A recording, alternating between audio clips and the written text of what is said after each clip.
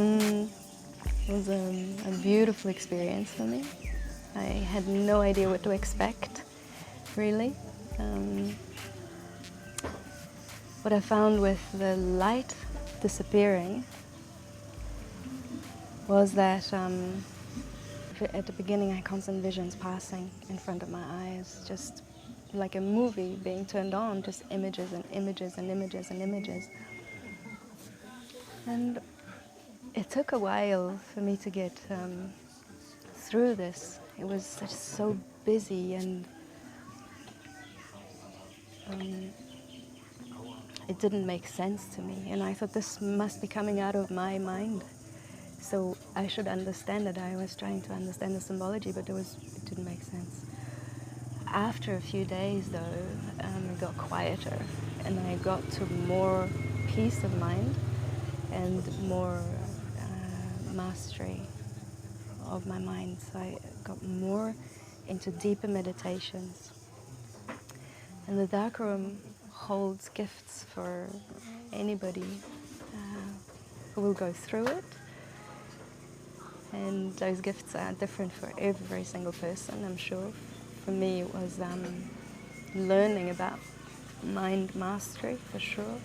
A deep connection with my inner voice and my spirit.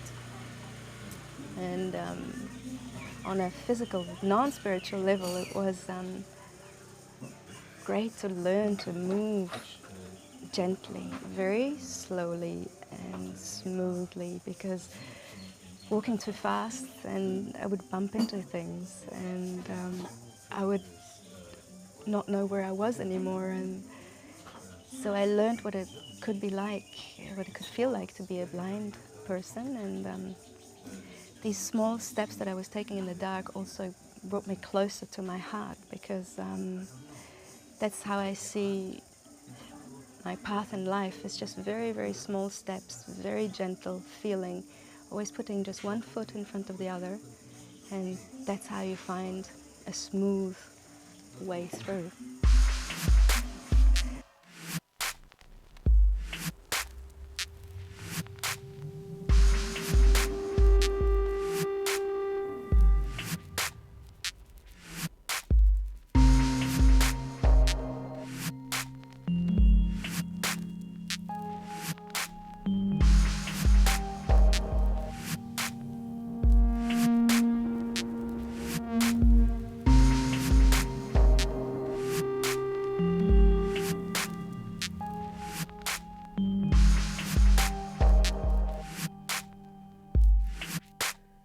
I read a book called Autobiography of a Yogi. You've probably heard of it, right?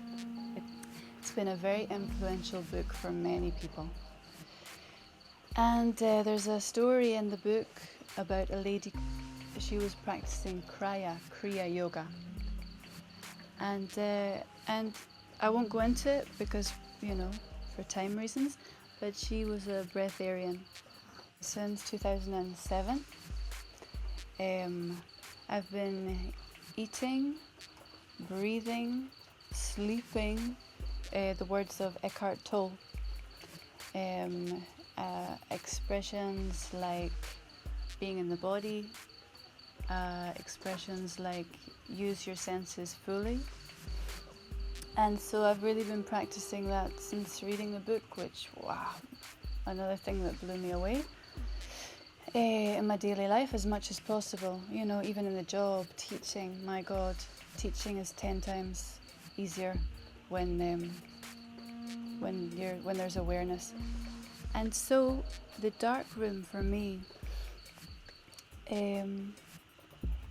it took that exploration to another dynamic. It took it to the next level. It was so profound, because in the Darkroom, getting from A to B, if you're not totally there, if you're not totally present in the moment, then you're going to collide with something, Everything about your being should enhance the world, and everything about the world should enhance your being.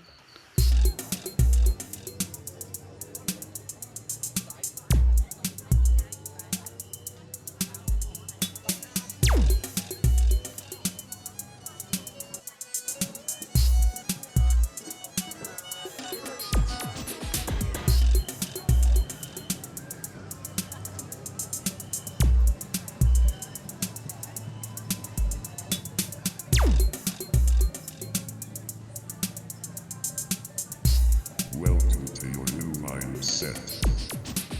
The darkroom is a perfect laboratory. So when you're in the dark enough, one day, second day, the DMT produced. When the DMT produced, you see light. Because that is the light and color. So light is the food. So most important part, light is the food of the glands. So when you have light, when you get enough light, you don't need food. Because the gland producing it. In the dark, or we call a primordial light. A primordial light. Primordial light, in the dark room, you see them as a dark violet light. And that's the highest light. If somebody learn how to be energy fasting, immediately they cut down the food consumption 50%. And it's much higher energy, much higher force. Because, you know, what we do, and I can only comment on my own work, is part of what we're doing is we know from meditational experience, and, you know, I'm meeting now with people all around the world who are long-term meditators. I've been meditating for nearly 40 years. And in that time, you have the most incredible experiences. And one of the things that we share with people is, if you just breathe,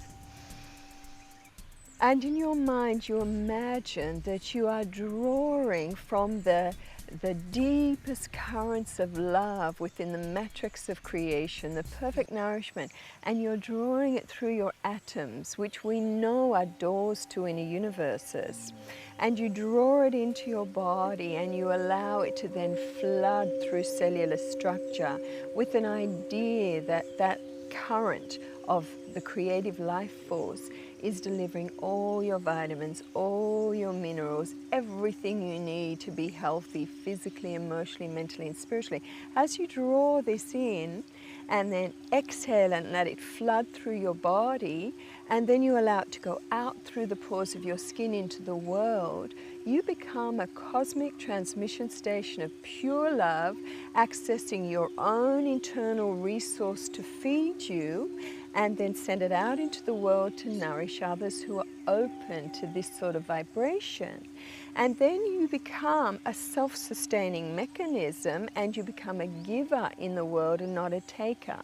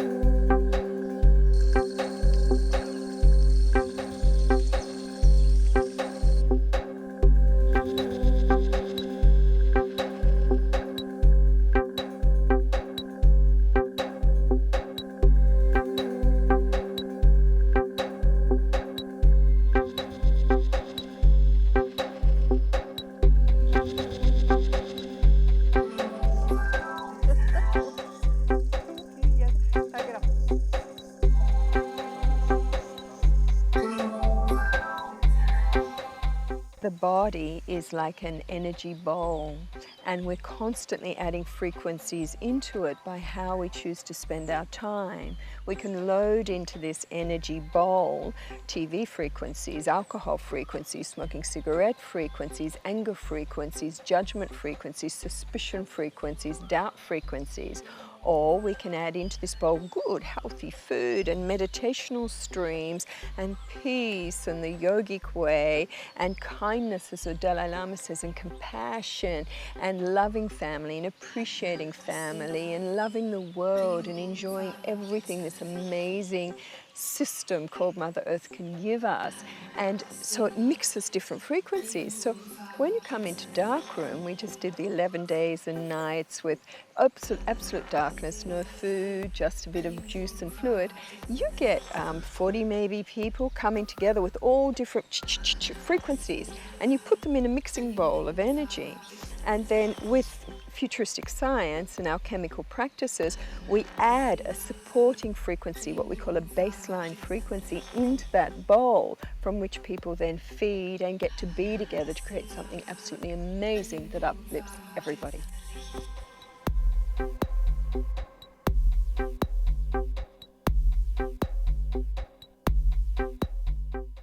We have to begin to train ourselves to be the spiritual ministers of environment. We can't be just ministers, but we have to be spiritual ministers.